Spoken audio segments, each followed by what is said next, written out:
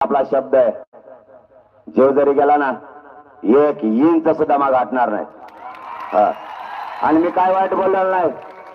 फडणवीस साहेबांचं म्हणणं आहे आई बहिणीवर बोललोय, आई बहिणीवर बोललो माहित नाही मला, कारण उपोषण आहे, उपोषणात चिडचिड होती.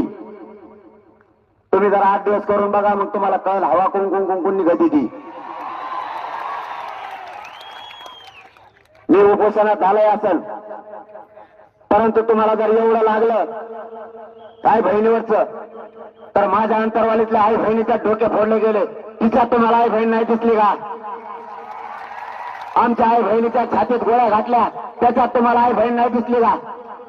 आमचे 350 पेक्षाही जास्त पोरांनी आत्महत्या केल्या, त्या आई बहिणीचं आमच्या कंपावरचं कुंकू बसलाय, त्याच्यात तुम्हाला आई बहीण नाही दिसली का फडणवीस साहेब?